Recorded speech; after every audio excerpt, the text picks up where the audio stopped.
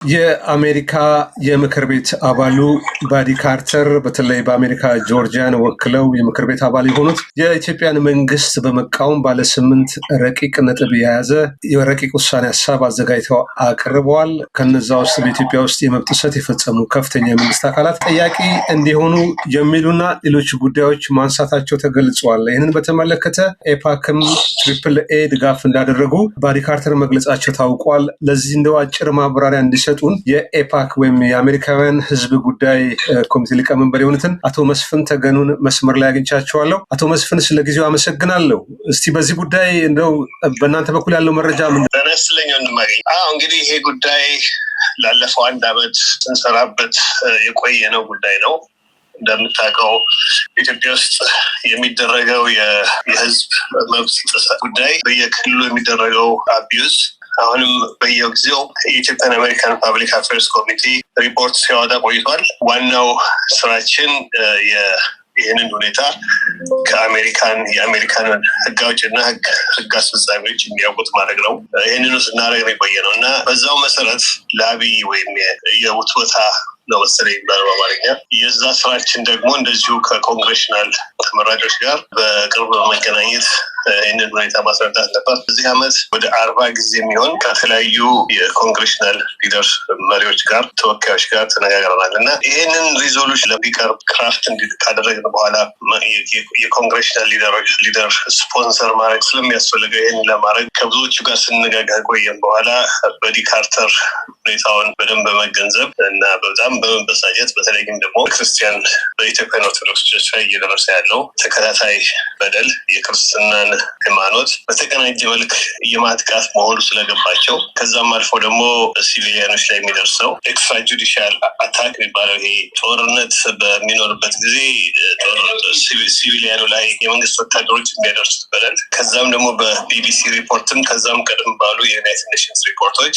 እንደቀረበው የመንግስት ወታደሮች የሚፈጽሙት የጾታ ጥቃት ይሄ ሁሉ ተሰባስቦ በጣም ብዙ የአሜሪካን ኮንግረስ አባሎችን አስቆጥቷል እና ሁኔታውን በዚህ ሁኔታ ይህን በመረዳት ኮንግረስማኑ ይህንን ሁኔታ ስፖንሰር ለማድረግ ፈቃደኛ ሆነዋል እና ከ1 ዓመት በላይ የፈጀ ውትወታና ስራ ነበር። አሁን ሪዞሉሽኑ ማለፍ ፍሎሩ ላይ ወይም መድረኩ ላይ ቀርቧል እና ትልቅ አኮምፕሊሽመንት ነው። እኛም ይህንን እዚህ ደረጃ በአሜሪካን መንግስት ህግ አውጪዎች እና ከዛም ቀጥሎ ወደ ህግ አስፈጻሚዎች ይሄዳል ሪዞሉሽኑ። ይሄ ሁኔታው እዚህ መድረስ እንዲችል ነበር የተፈለገው፣ እዛ ደርሷል እና ሁኔታው እንደዚህ ነበር ለማለት ነው ባጭሩ። እንግዲህ አቶ መስፍን እንደገለጹት ከ40 ጊዜ በላይ ከኮንግሬስ አባላቱ ጋር የተገናኘን ኢትዮጵያ ውስጥ ያለውን አጠቃላይ የመብት ጥሰት ሪፖርት በሰነድ አስደግፋችሁ አቅርባችኋል። የውትወታ ስርዓት ያለማቋረጥ ተሰርቷል። በዚህ ምክንያት ነው ባዲ ካርተር ኮንግሬስ አባሉ የሪፐብሊካን ተወካይ ባለ 8 ረቂቅ ነጥብ ምናልባት የረቂቅ ነጥቦችን የያዘ መግለጫ ሰጥተዋል። ምንድን ነው አሁን ፋይዳው? ኮንግሬስ አባል እነዚህ 8 ጉዳዮችን አስቀምጠዋል። እንደው ጥቅሙ በተለይ ኢትዮጵያ ውስጥ በመብት ጥሰት የሚታወቁ ከጠቅላይ ሚኒስትሩ ጀምሮ ያሉ ወታደራዊ አዛዦች አሉ። በዘር ማጥፋት ወንጀል፣ በጂኖሳይድ፣ በክራይም አገንስት ሂውማኒቲ፣ በሰብአዊነት በመነጣጠር ወንጀሎች እነዚህ ክሶች ሲነገሩ ቆይተዋል እና እንደው ፋይዳው ምናልባት ኮንግረስማን ባዲ ካርተር በዚህ ጉዳይ ትኩረት ሰጥተው ተጠያቂነትን በማምጣት በቀጣይ የታቀዱ ነገሮች አሉ፣ ተስፋ የተሰጣቸው ነገሮች አሉ።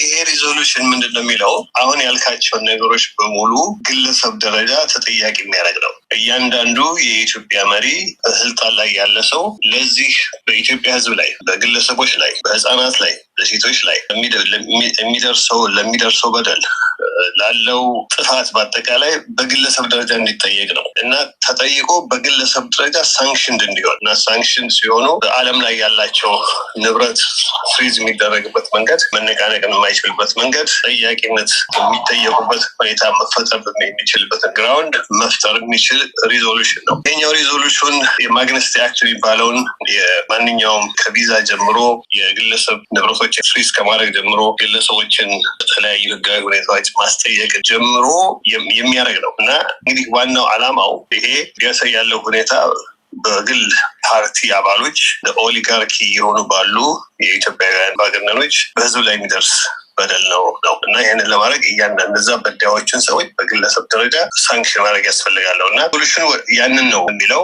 ሪዞሉሽኑ ካለፈ በኋላ የአሜሪካ መንግስት ኮንግረሱ ዋይት ሃውስና ስቴት ዲፓርትመንትን ይሄን ሪዞሉሽን አሳልፈናል እና ይሄ ሁኔታ በደንብ እንዲታይ እንፈልጋለን ነው የሚሉት። ከዛ በኋላ ተጽዕኖ ያደርጋል ይሄ ሪዞሉሽን በኮንግረስና በዋይት ሃውስ ላይ ተጽዕኖ ያደርጋል። እንደምታውቀው የአሜሪካን 3 የተለያየ ብራንች ኦፍ ገቨርንመንት ነው ያለው። 3ቱም እኩል ፓወር ነው ያላቸው እና ህግ አውጪዎቹ የሚሉት ነገር ህግ አስፈጻሚዎቹ ብዙ ጊዜ ኢግኖር አያደርጉትም እና እንደዛ ነው እና እንግዲህ ይሄ ሪዞሉሽኑ ወደ ካለፈና ፖት ተደርጎ ካለፈና ወደ ዋይት ሃውስ እና ስቴት ዲፓርትመንት ከተላከ በኋላ ከዛ በኋላ ደግሞ የሚቀጥል ሳይኖራል እና እንግዲህ እኛ የኢትዮጵያን አሜሪካንስ ፐብሊክ አፌርስ ኮሚቴ በኢትዮጵያና አሜሪካን መሀል ያለውን ግንኙነት ለማሻሻል የኢትዮጵያ ዲሞክራሲና የኢትዮጵያ ሁማን ራይትስ ኢትዮጵያ ውስጥ የሚጠበቅበት መንገድ በአጠቃላይም የኢትዮጵያ ህዝብ ኢኮኖሚክ ዴቨሎፕመንት ከአሜሪካን ኢኮኖሚክ ዴቨሎፕመንት ጋር በተቀናጀ ሁኔታ እንዴት ማደግ እንደሚችል መስራት ነው የኦርጋናይዜሽኑ ዓላማና በዚህ መሀል ላይ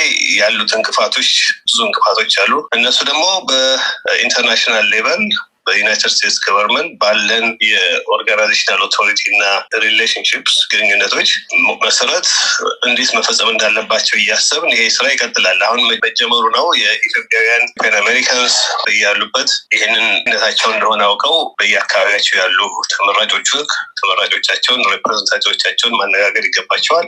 ይሄን አይነት ሪዞሉሽኖች ሲያልፉ ለኢትዮጵያም ጥሩ ነው፣ ለኢትዮጵያና አሜሪካን ሪሌሽንሽፕ ጥሩ ነው፣ ለሪጅኑም ጥሩ ነው እና ማናቸውም ምንም አይነት ፓወር ላይ ወይም ስልጣን ላይ የሚወጣ ግሩፕ ኢትዮጵያ ውስጥ ኢምፒዩኒቲ ወይም ይሄ አሁን እንደሚደረገው በማናለኝበት እንደፈለኩ ሰው ገላለሁ፣ እንደፈለኩ ኮራፕት አደርጋለሁ፣ እንደፈለኩ አስራለሁ፣ እንደፈለኩ ድሮን እቀጠቅጣለሁ ማለት እንደማይችል ማወቅ አለበት እና ያንን ያደረጉ ሰዎች ደግሞ ተጠያቂ እንደሚሆኑ ማንም ይሆን ተጠያቂ እንደሚሆኑ እና የዓለም ላይ ደግሞ ይሄንን ማድረግ የሚያስችል ህግ እንዳለ እና ያም ደግሞ ህግ የሚከበርበት መንገድ እና ማስከበር የሚቻል መሆኑን መታወቅ ይገባዋል።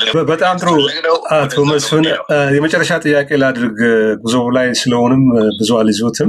አሁን ያነሱት ነገር አለ፣ ከኢትዮጵያን የሚጠበቅ ነገር አለ። በየአካባቢው ወካዮቻቸውን በማግኘት በተለይ እንደ ማግነስቲያ HR 2005 በመብት ጥሰት ተሳታፊ የሆኑ ግለሰቦች ሀብት ንብረቶቻቸው ፍሪዝ ማድረግ ከቦታ ቦታ ወይም የጉዞ ማዕቀብ በማድረግ ምናልባት በዛ የመብት ጥሰት ተጠያቂ ወደ ህግ ወደ ፍርድ የሚቀርቡበት ሁኔታ በደንብ መሰራት ያለ በት ነው። የተጠያቂነት ነገር አንገብጋቢ ስለሆነ በቅርቡ ኢትዮጵያን የሚያደርጉት ንቅናቄ ደግሞ ተስፋ ሰጪ ነው። ሰኞ ዕለትም እንደዚሁ የአሜሪካ ዓለም አቀፍ የሃይማኖት ነጻነትን የኢትዮጵያ ኦርቶዶክስ ቤተክርስቲያን ብፁዓን አባቶች የሃይማኖት መምህራን ሄደው አነግረው ማስረጃ ሰብስበው በተለይ በአርሲ የተፈጸመውን አሰቃቂ ግድያ በሰነድ አስደግፈው ማቅረባቸውን ትላንትኛም በዘገባ አስፍረናል። እንዲህ አይነት ቅንጅቶች ምናልባት በቀጣይ የሚያስገኙት ውጤት ይሄ ሪዞሉሽኑ ረቂቅ የውሳኔ ሀሳቡ እንዲያልፍ የራሱ ሚና ስላለው በውጭ የሚገኘው ኢትዮጵያዊ ዲያስፖራው ምን ማድረግ አለበት? አጭር መልእክት በዚህ ላይ። አሁን ያልከው አቡነ ሉቃስ የሰራው ስራ ትልቅ ስራ ነው። እንደሱ አይነቱ ነገሮች መቀጠል አለባቸው። እንግዲህ ኢትዮጵያን አሜሪካን ፐብሊክ አፌርስ ኮሚቴ ዌብሳይት አለ እና ብዙ ነገሮች አሉ፣ አክቲቪቲስ ምን ማድረግ እንዳለ፣ እንዴት ሰፖርት መደረግ እንደሚቻል እዛ ላይ ኮሚኒኬት መደራረግም ይቻላል። ከዛ ኢንፎርሜሽን ማለት ይቻላል። ግን ዋናው እያንዳንዱ ህዝብ ኢትዮጵያን አሜሪካንስ ያለ ነው በሙሉ እያንዳንዳችን ያለን ድምፅ በጣም ጠቃሚና ኃይለኛ ነው እና እሱን መጠቀም ይቻላል። አሁን ለምሳሌ ይሄን ሪዞሉሽን ሁሉም ሰዎች ለየተመራጮቻቸው አንስተው ይሄ ሪዞሉሽን ትክክለኛ ሪዞሉሽን ነው እንደግፈዋለን እና ብለው የራሳቸውንም ተመራጮች ማስተማር እንዲያውቁት ቢያደርጉ በጣም ጥቅም አለው እና ይህንን ለማድረግ ፈቃደኛ እንዴት ነው የሚያደርጉት? ሰዎቹን እንዴት ነው የሚያገኟቸው? እሱ በሙሉ መረጃ የእሱ ሁሉ ኢንፎርሜሽኑ ስላለ ዋናው ሪዞሉሽን አለ። በሪካርተር ስፖንሰር አድርገውታል። የሪፐብሊካን ናቸው ሰውየው። የኢትዮጵያን አሜሪካንስ ያንን ሪዞሉሽን አንብበው ይሄ ሪዞሉሽን ሜክ ሴንስ እና የኔ ሪፕሬዘንታቲቭ ይህን ሪዞሉሽን ማወቅና አብሮ ይህን ደግፎ መቆም ይገባዋል በማለት የራሳቸው ሚና መጫወት ይችላሉ እና እንደዚህ ከሆነ ኢትዮጵያ ምንድን ነው የምናደርገው ለሀገራችን እንዴት ይሻላል ምንድነው የኔ ፋንታ የሚለውን ነገር እንመልሰዋለን። እንደውም በዚህ አጋጣሚ ጃንዋሪ መጨረሻ ላይ ሌላ እንደዚሁ የፐርሲኪዩሽን ኦፍ ክርስቲያንስ ኢን ኢትዮጵያ የሚል የብሪፊንግ አዘጋጅተናል እና ያ ብሪፊንግ የዩናይትድ ስቴትስ ኮንግሬስ ውስጥ ይደረጋል እና ይኸውም በተጨማሪ ያለውን ሁኔታ ሪንፎርስ ለማድረግ እና ለማስረዳት ነው እና ሁሉም በየፊናው ይህን ማድረግ ከቻለ መልዕክቱ በደንብ ይተላለፋል፣ ግብ ይመታል። እኛም ለውጭ ሀገር ነዋሪዎች ያለብንን ግዴታ በስነስርዓቱና ትርጉም ባለው መንገድ መወጣት እንችላለን ማለት ነው። በጣም አመሰግናለሁ። በጣም አመሰግናለሁ አቶ መስፍን ተገኑ የኢትዮ አሜሪካውያን ህዝብ ጉዳይ ሊቀመንበር፣ በዚህ ጉዳይ ቀርበው ለሰጡት ማብራሪያ በኤምኤስ ተመልካች ስም ከልብ አመሰግናለሁ።